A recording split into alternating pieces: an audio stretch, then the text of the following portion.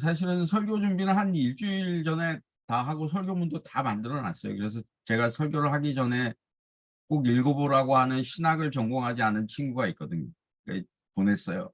그러고 나서 야 한번 읽어봐 어떠냐 이랬더니 형 무슨 논문 썼어요? 이러더라고요 저한테. 그래서 썼던 거 그냥 다 폐기하고 앞부분에 이제 많은 부분들을 다 폐기하고 새로 써서 다시 그 친구한테 보냈더니 그 친구가 아 형 그럼 그렇게 이렇게 해도 될 것 같아요. 그래서 준비하고 그랬다가 그 친구가 또 그러더라고요. 그 써놓은 거 아까우니까 그 써놓은 거는 그냥 그 교우분들한테 우리 공동체 분들한테 보시라고 그냥 전해드리고 그 설교문만 하는 게 어떻겠습니까? 저한테 그러더라고요. 그래서 아깝기도 하고 그래서 1페이지부터 4페이지까지는 그 그러니까 정말 논문 쓰는 심정으로 쓴 거니까 여러분들이 나중에 혹시 보실 그 뭐 궁금하다 싶으시면 한번 읽어보면 되시고 오늘 여기를 읽어보도록 하겠습니다. 우리가 읽은 본문 세 본문 중에 먼저 이사야서를 생각해 보겠습니다. 17절은 세 번역은 보아라 이걸로 시작하고요. 개역 한글은 보라로 시작됩니다.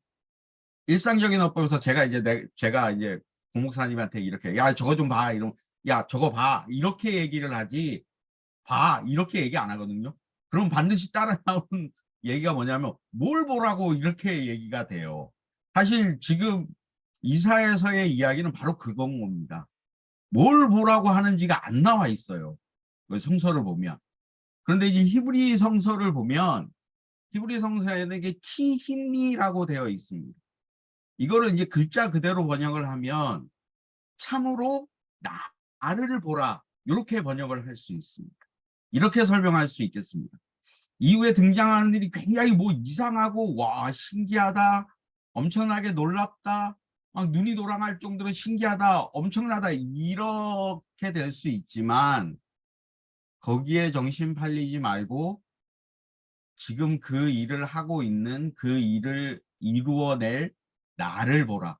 그러니까 일이 중심이 지금 당신들 눈앞에 펼쳐질 일들이 중심이 아니라 그 일을 행하는 내가 중심이다.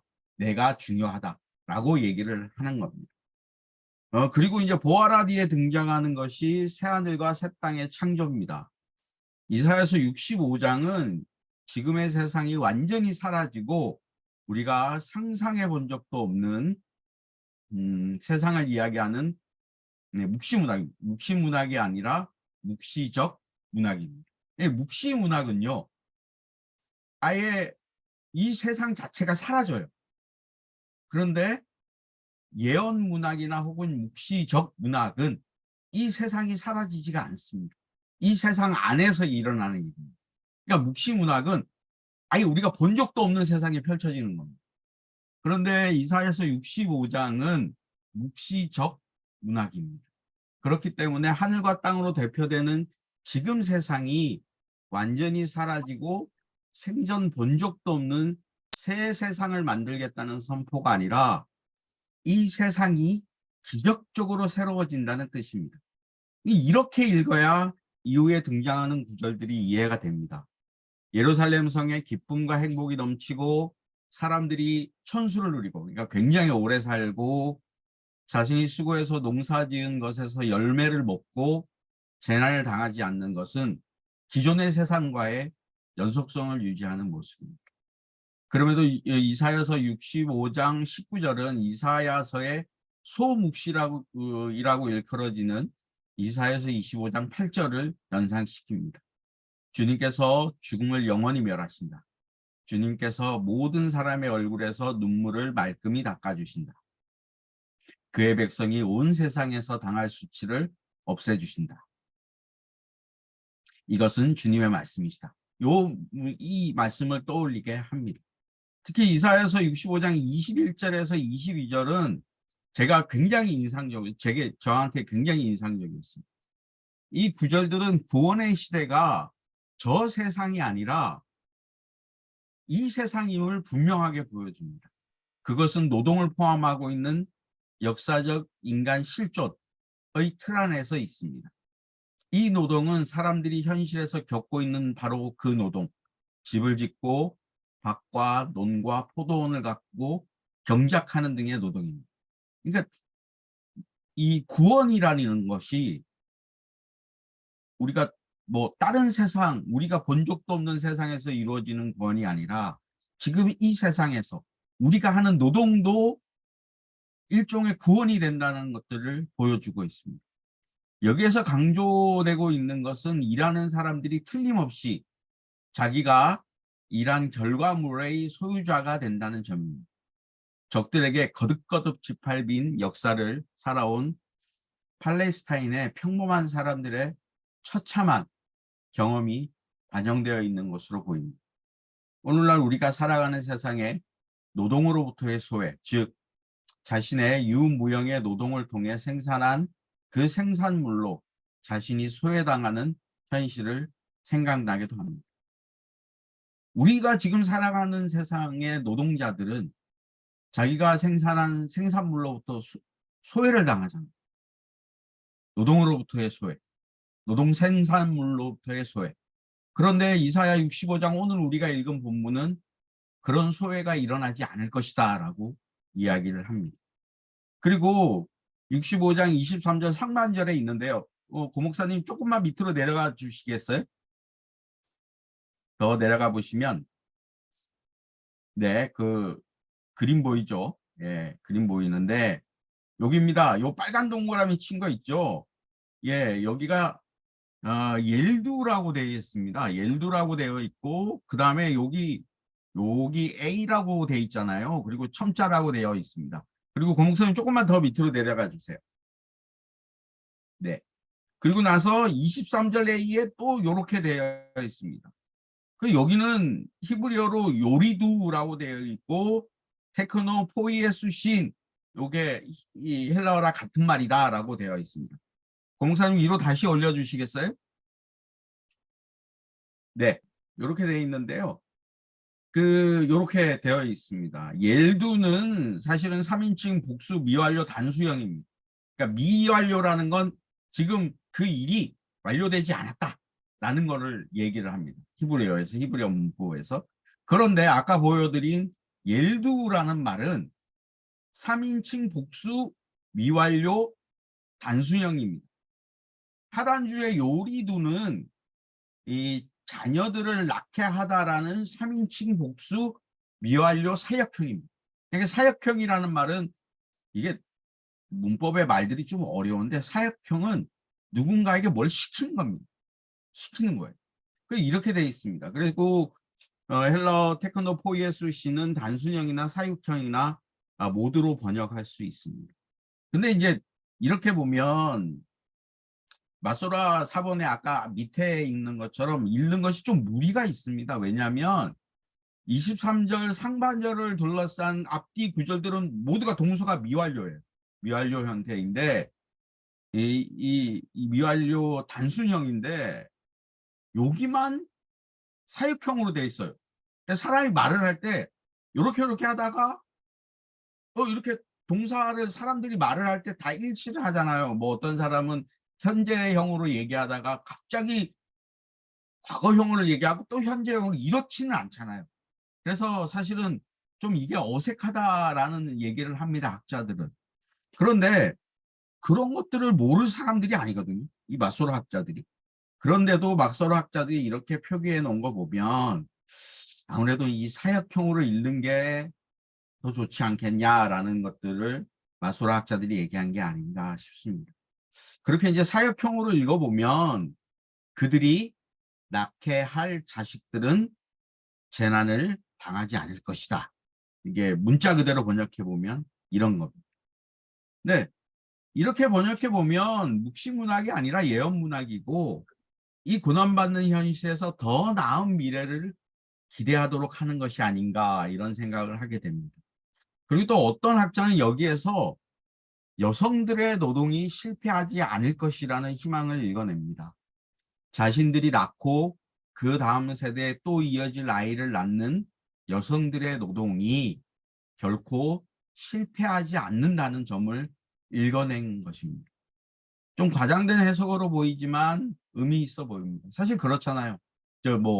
이거는 뭐 아버지고 어머니고 뭐 그런 거를 떠나서 내 자녀가 살아갈 미래가 좋았으면 한다라는 건 누구나 가질 수 있잖아요. 특히 이제 부모님 되신 분들의 심정들은 다 그럴 건데, 하다못해 뭐 조카를 가진 저도, 야, 우리 조카가 살아갈 미래가 좀 지금보다는 나았으면 좋지 않겠냐, 이런 생각을 누구나 합니다. 그래서 그렇게 자식들이 살아갈 미래, 후손들이 살아갈 미래가 좀 실패하지 않았으면 좋겠다라는 것들은 누구나 기대한다는 것입니다. 저는 그런 의미에서는 이렇게 사역형으로 읽는 게 저는 굉장히 의미가 있어 보인다라는 생각이 듭니다.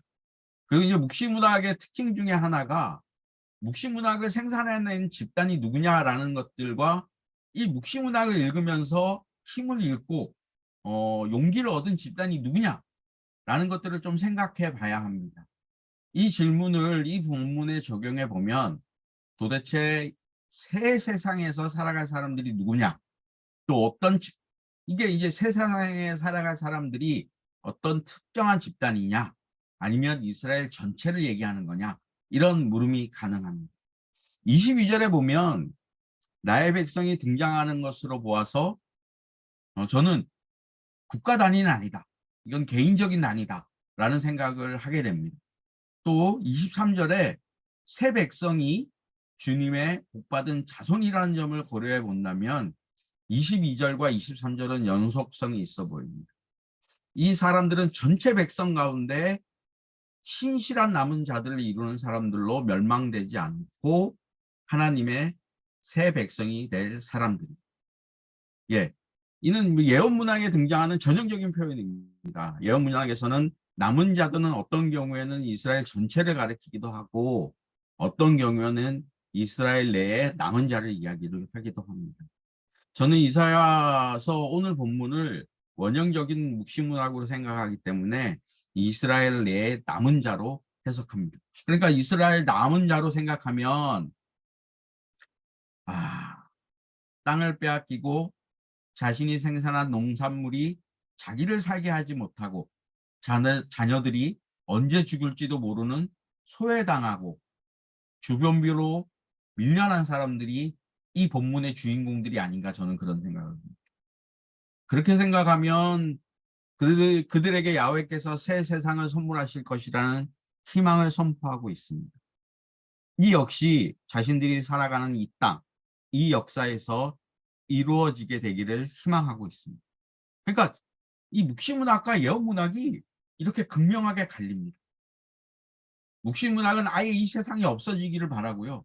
예언문학은 이 땅에서 새 세상이 시작되기를 바랍니다. 저는 어떤 게 좋은 건지 잘 모르겠어요. 솔직하게. 어떤 걸 진짜로 바라야 되고 어떤 게 진짜로 좋은 건지 모르겠어요. 야, 이 땅에 진짜 고난받는 이 땅이 완전히 사라지고 정말 하나님의 구원받는 자들만 새 세상에서 살아갔으면 좋은 세상을 바라야 하는 것이 우리 그리스도인이지, 아니면 이 땅에 고난받는 사람들이 새 세상에서 살아가기를 바라야 되는 것이 정말 우리들이 바라야 될 것인지는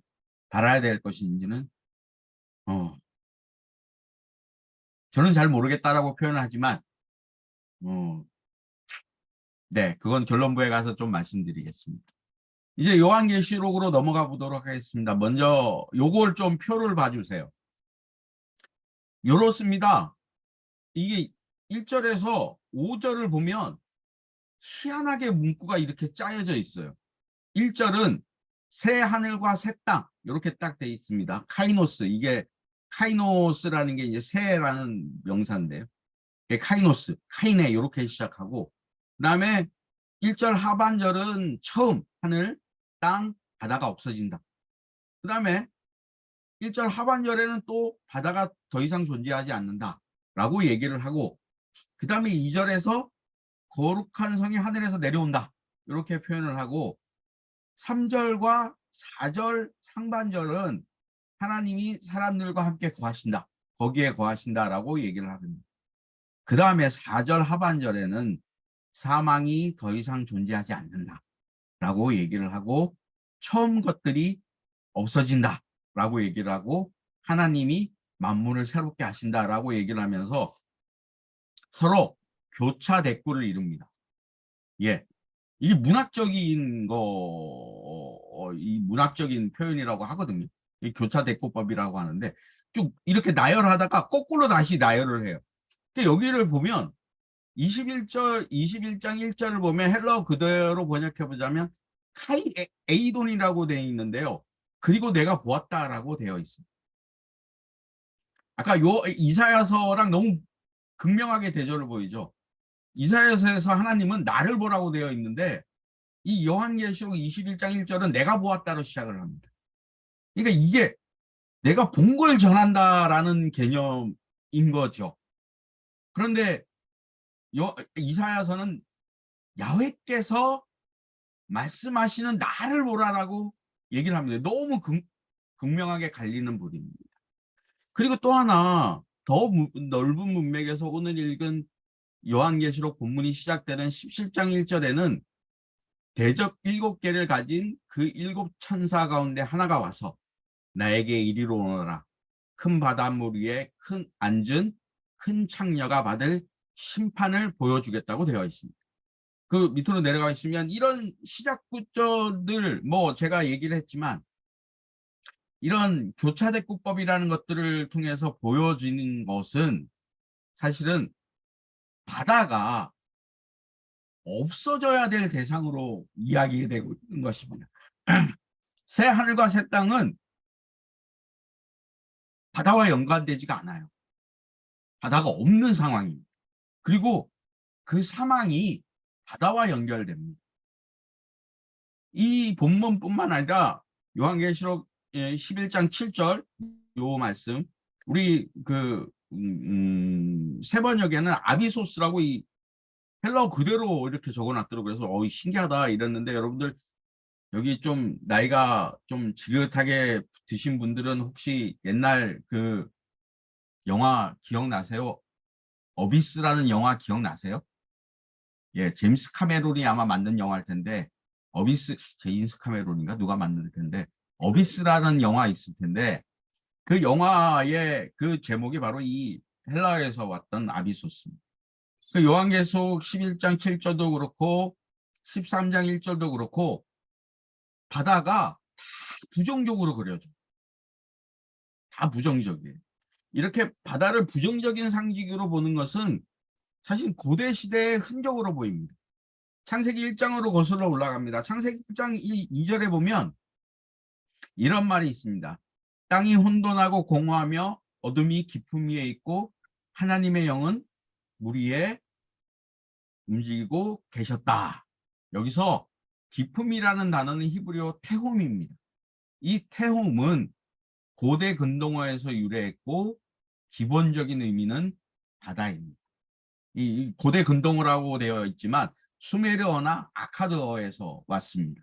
그러니까 우리 인류 최초의 문명이라고 하는 수메르어나 아카드, 수메르 문명에 있었던 그런 단어들입니다. 이게 바다입니다. 거기에서는 바다가 굉장히 큰 혼돈의 세력이에요. 그리고 그래서 이제 창세기에서 하나님의 창조가 시작되기 전에 바다 모습을 바다 위에 어둠이 짙게 드리워져 있다고 묘사합니다.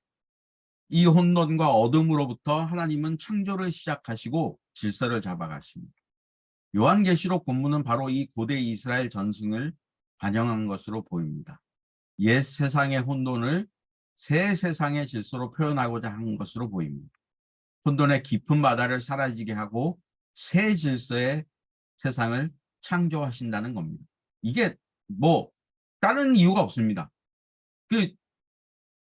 지금의 이란, 이라크, 메소포타미아 문명 거기서 티그리스 강과 유프라데스 강이 때 되면 이렇게 흘러 넘쳐가지고 막 이렇게 막 자기들의 농작물이 다 죽고 그다음에 논과 밭이 사라지는 그런 경험들이 여기에 놓여져 있다고 저는 봅니다. 이게 뭐 학자들이 하는 얘기고요.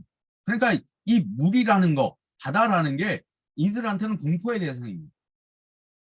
그러니까 수메르 신화, 아카드 신화 같은 데서는 이런 바다를 제압하고 질서를 부여하는 게 사실은 신이 할 일이었습니다.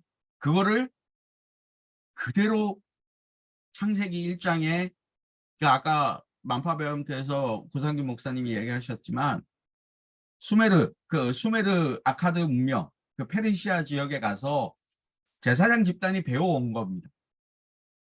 그거가 창세기 1장에 그대로 녹아져 있다라는 것입니다. 그러니까 바다를 멸망시키고 그래서 그걸 없애버리고 질서를 세워가는 것이 요한계시록의 창세기의 전승을 그대로 이어간 것이 아닌가 생각합니다. 그리고 또 하나 요한계시록 본문에서 주목해야 할 점은 새 예루살렘과 신부라는 표현입니다. 이 두 표현을 거슬러 올라가자면 오늘 읽은 이사야서 65장 19절과 연관될 뿐만 아니라 호세아서가 연상됩니다. 호세아서는 이스라엘 공동체를 야훼의 신부로 표현합니다. 이렇게 고대 이스라엘 전승을 수용한 요한계시록이 표현하고자 한 점은 새 예루살렘이라는 종말론적 구원 영역에 특정 집단을 상징하는 신부가 살게 된다는 희망을 보여주고 있습니다. 이제 마지막으로 누가복음 본문을 살펴보겠습니다. 이 본문을 앞선 이사야서와 요한계시록과 연속성을 생각한다면 구원받은 자들은 소수가 될 것인가 하는 무릎에 대한 답으로 읽을 수 있습니다. 결론적으로 예수는 자신의 사역을 현재적으로 경험하면서도 장차 최종적인 하나님 나라 잔치에 참여하지 못할 사람들이 많을 것이라고 아주 확실하게 말씀하십니다. 지금 그러니까 그렇습니다. 지금 예수 주위에 많은 사람들이 따라다녀요. 그런데 예수님은 야, 그 많은 사람들이 다 하나님 나라의 잔치에 참여하는 거 아니야. 거기에 못 들어갈 사람들 수두룩 빽빽해 라고 아주 확정적으로 얘기를 하시는 겁니다. 그런데 이제 여기서 한 가지 놓치지 말아야 할 점은 구원받은 자가 소수일지 아닐지 하는 점이 초점이 아닙니다. 제가 볼 때는. 온갖 노력을 다해 종문으로 들어가기를 힘쓰라는 예수의 도전에 사람들이 어떤 반응을 하느냐가 중심에 있다는 겁니다. 그러니까 내가 못 들어가는 사람 중에 속하는 건지 아니면 들어가는 사람에 속하는 건지 그게 중심이 있다는 게 아니에요. 예수의 말씀, 야, 니들 좁은 문으로 들어가기 위해서 힘써. 고생하기 위해 힘써. 라고 얘기하신 예수의 말씀의 도전, 예수의 도전을 행하느냐 마느냐 거기에 중심이 있지 내가 이쪽 편에 속했는지 저쪽 편에 속했는지 이게 중심이 아니라는 거예요. 요 누가복음의 말씀은. 좀 더 과격하게 말하면 다른 사람이 어떻게 될지 궁금해하지 말라는 거예요. 야, 저 사람 구원 받을까? 요딴 생각하지 말라는 거예요. 그거 상상해봐 아무 소용없다는 겁니다. 네가 지금 어떻게 하고 있느냐가 중요하다는 거예요. 내가 진짜 좁은 문으로 들어가고 있는지 내가 고난의 길을 겪고 있는지 그게 중요하다는 겁니다. 그렇지 않으면 마지막 날에 많은 사람들이 들어가려고 하겠지만 이미 때가 너무 늦다는 경고를 하고 있다는 말씀입니다. 한 가지 더 놀라운 말씀은 동어 반복이지만 지금 예수의 말씀을 행했느냐 아니냐 그걸 묻고 있습니다. 그리고 예수님은 좁은 문으로 들어오는 것에 힘쓰지 않았다고 비판합니다. 이게 저는 초대교회의 판단인지 그러니까 누가의 판단인지 아니면 역사적 예수의 판단인지 저는 잘 모르겠어요. 이 말씀만 읽어보면 저는 초대교회의 판단으로 보입니다. 왜냐하면 이런 판단, 예수가 진짜 지금 자기 주위에 막 몰려들고 있는 사람들을 향해서 야, 니들 중에 좁은 문으로 들어오라고 했던 말에 안 하는 것 같은데? 이렇게 말씀하시지는 않았을 것 같아요. 저는 이거는 누가 공동체의 판단이지 않을까라는 생각이 듭니다. 그러니까 초대교회에 이미 이런 판단들이 넘쳐났다라는 것으로 저는 생각을 합니다. 그리고 나는 너희가 어디에서 왔는지 모른다. 이것도 저는 뭐 학자들은 이렇게 이야기를 안 하던데, 주석들을 막 이렇게 여러 군데 찾아봤는데 학자들은 그렇게 얘기를 안 하던데, 저는 이건 예수의 말씀이 아닌 것 같다. 역사적 예수의 말씀이 아닌 것 같다라는 생각이 듭니다. 저는 누가 공동체의 판단이 아닌가 이런 생각이 듭니다. 네. 그만큼 누가 공동체의 상황이 아주 짙게 배어 있는 게 아닌가라는 생각이 듭니다. 이런 얘기를 할 수 있죠. 뭐 이런 얘기를 하면 조금 신뢰가 될 수 있지만, 우리 교회 공동체 펍처럼 이렇게 막 조금 숫자가 작은 곳에서는 그런 걱정을 할 필요가 없겠지만, 막 몇천 명, 뭐 몇만 명, 몇십만 명 모이는 교회에서는 그런 고민을 할 수 있죠. 저것들이 진짜로 돈 많은 놈들 맞나? 이렇게 얘기할 때 이렇게 생각하고 있는 사람들도 있을 수 있고, 그리고 앞에서 소위 이 담임 목사라고 하는 사람들은 그렇게 판단할 수 있죠. 아이, 저것들 돈 못 받겠는데? 뭐 이렇게 판단할 수 있다는 거죠. 이게 요 말씀만 딱 보면 그런 판단의 일종이라는 겁니다. 예. 그러니까 아무래도 누가 공동체가 그런 문제에 아무래도 직면하고 있지 않았나라는 생각이 듭니다. 그래서 제가 쓰지는 않았어요. 이게 너무 제 생각이 많이 들어가 있는 것 같아가지고 설교문에는 쓰지 않았는데, 저는 이게 누가 공동체에 이게 판단이 아니었는가라는 생각이 듭니다. 그리고 이제 그 좁은 문으로 들어왔냐 들어오지 않았냐라는 것들의 판단의 범위는 뭐냐면, 선이 아니라 악을 행했다라는 거예요. 그러니까 정의를 행하지 않고 악을 행했기 때문에 니들은 우리 공동체에 못 들어와. 좁은 문으로 들어온 놈들이 아니야 라고 아주 쐐기를 박는 겁니다.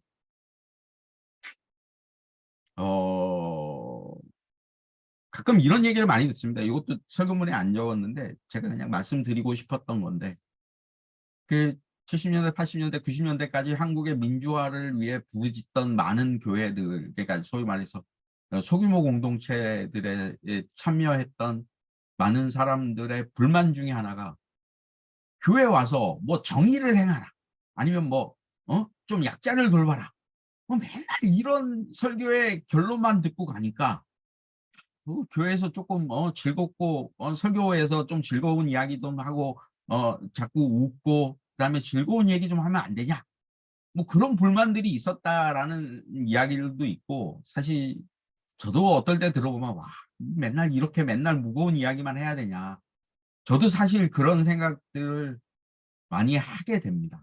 그래, 뭐 좀 설교할 때 좀 재밌는 이야기도 좀 하고, 그래, 뭐 세상은 이렇더라, 뭐 얘기하면서 뭐 아이돌 이야기도 좀 하고 블랙핑크 얘기도 하고 BTS 얘기도 좀 하고 그러면서 설교가 좀 재밌고 했으면 좋겠는데, 그렇게 맨날 선과 악을 가리고 정의를 행하라고 그렇게 맨날 그렇게만 해야 되나 이런 생각이 드는데, 어, 저는 이건 개신교가 소위 프로테스탄트 교회가 안고 있는 숙명이라고 생각합니다. 가톨릭의 모든 성사 제도를 박살내고 나와서 하나님의 말씀, 음, 오직 하나님의 말씀만 섬겨야 된다라는 그런 중심에 서서 살아가야 된다라는 개신교의 저는 숙명이라고 생각합니다. 우리 교회는 성만찬을 굉장히 중요시하고 그래서 매주 행하고 하지만, 저는 그게 나쁘다는 얘기가 아니라 그런 것들을 모두 박살내고 나온 이 개신교의 숙명이라고 생각합니다. 이거 하나님의 말씀이 이런데? 그럼 우리 그거에 따라서 살아가야 되지 않겠냐라고 이야기할 수밖에 없는 게 저는 개신교의 숙명이라고 생각을 합니다.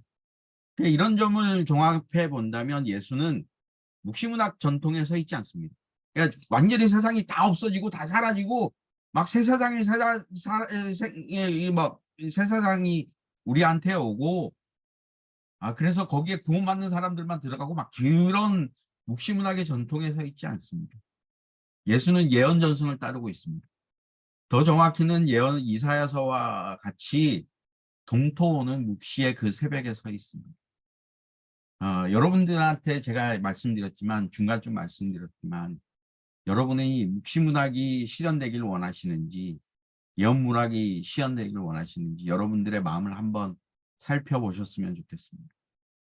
저는 이 세상의 질서가 뒤바뀌고 이 세상에서 정의를 실현하기 위해 온몸을 바쳤던 예수와 같이 동토하는 묵시의 그 새벽에 제가 서 있었으면 좋겠고 여러분도 서 계셨으면 좋겠습니다.